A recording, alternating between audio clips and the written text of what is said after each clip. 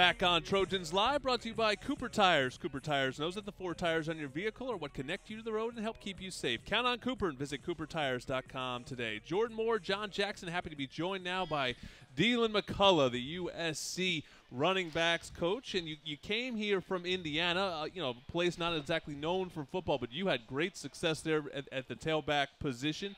What did you do? What did you emphasize initially upon coming over? What was your first goal? My first goal was to, get the guys to buy into what I was saying as far as, really simplifying the game for these guys as it relates to reads and just a different way that we're going to do things with that. But once we got past that step, it was at the same time implementing a tough guy mentality and showing that this room is going to be one that never has its effort or its hard questions. So we're going to play hard and we're going to have great effort. So, yards after contact and just being physical and making things happen on the field. Yeah, and I can tell you, Ronald Jones definitely listened to that message because he has turned in. I mean, he was already an explosive back, but now he has gone to the next level of being exactly what you're saying, a physical back. Talk to us about his progression and how that sort of worked for you in terms of molding him into the player he is, because he's playing much more physical than he was a year ago. Well, I mean, holding the guys accountable for yards after contact. I remember when I got here, the first scrimmage we had in the spring, we went through it, and that was the only time since I've been here that we didn't average more than 3 yards a carry after contact, and really just stressing that, and showing them tape and really making the read simplified for those guys to be able to play at a high level and a high speed with velocity going through the hole. So, we drill it, we hammered in the room. We really emphasize being tough guys and guys who are going to be able to carry the team, as well as having explosive plays, but keeping the chains moving by just pounding guys. I know he's banged up now, Stephen Carr, but he's the other guy who was a real big story, big factor in the first half of this season. How is he able to assimilate to college football so quickly? Well, I mean, he walked in with a high football IQ. We got a lot of offense here at USC, and he was a guy who came in with a great mind for picking things up, so that helped a lot. Obviously he got a great skill set. He has the mentality that you want. And once we kind of smoothed out some of the rough edges, we got a nice sampling those first handful of games. My dad was a running back coach back in the day, and he always used to preach, we're running the ball, right? Me being a receiver, hated to hear about it, but we're running the ball, and we have to be physical and tough. Would you like to see more of that, or do you like the balance that we're at now? Well, I mean, I think that if you lay it out over the span of the season thus far, we've had a decent balance. Again, you start getting into scenarios in the game, and, at the end of the day, the back's going to do what they need to do. In the last game, we caught some balls.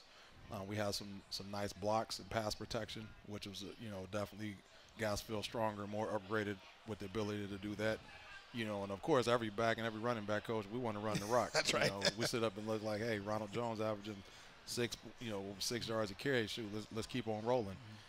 But again, we got an overall plan that we feel good with, and at the end of the day, we won the ball game. One of the things that you came over with was a reputation for ball security. I sort of hate talking about it in the middle of the season. Somebody's going to yell at me if something doesn't go well, but so far it has gone very well. Stephen Carr, I think, caught one up. It's the only one that I can think of so far. That was it. And I'm sure you know. You've got that well I'm sure he knows, too.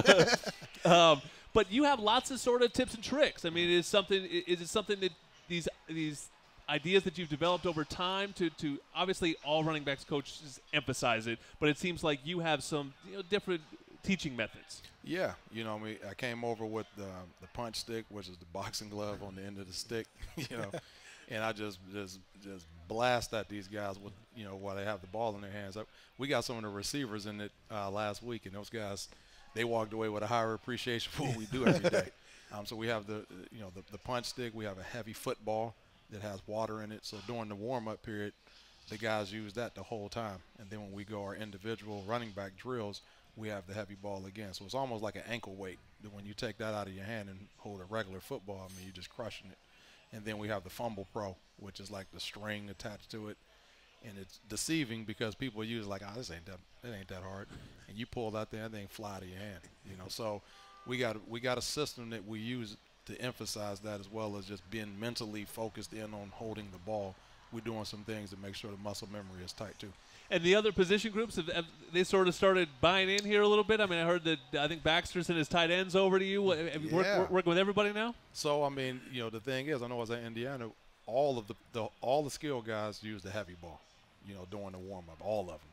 You know, so what I do is when we have some extra, you know, we have like 10 of them, I think, and the extras always go around and I pick out some guys to give the ball to. But as far as the fumble pro, I got those guys on that last week, and then the punch stick, earlier last week I did that with a bunch of them just during one of our break periods, and it's something. And those guys looked at the running back. They said, shoot, I see why you guys don't film. You're not getting hammered by this thing. Now, probably my most important question is about your son. Your son is a high school football player. He's hurt his shoulder a little bit, so I need an update on that. And also, high school injury reports now? Exactly. And also, and how you assessed his play, and how much do you get involved with coaching him at this point? Well, I mean, I'm very involved in it. You know, I mean, he comes home and he know I got a good eye for what's going on out there and things like that. But, you know, I've been very happy with the way he's progressed, especially coming here and playing defense on this type of stage against these level of athletes.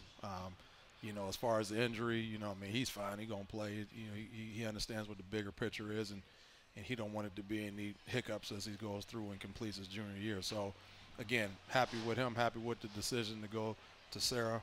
It's been great, you know, and these guys, it's great to see the team continuing to progress and continuing to see him continue to build himself as a defensive player.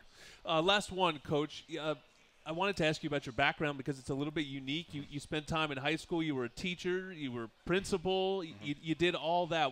What did you take from that you now to apply to your coaching career? Well, about how to treat people, you know what I mean, and what buttons to push. It really helps in recruiting because obviously I'm very adept at dealing with parents and making those guys feel comfortable, even with good and bad things. Yep. You know, you know how to manage conflict, but more dealing with the guys, just knowing that there's a positive way that you can get positive results out of those guys, you know, and just dealing with them and bonding with them and motivating them and getting those guys to understand the larger picture and what we're trying to get done, and here's the steps that it takes to get there. So, again, to me, it's all relationships, you know, and the first thing when I got here is getting buy-in, and I think I feel pretty good that I've done that, and the guys feel like I'm somebody they can confide in and talk to, but more importantly, I'm somebody who can take them somewhere they couldn't take themselves on the football field. And is it?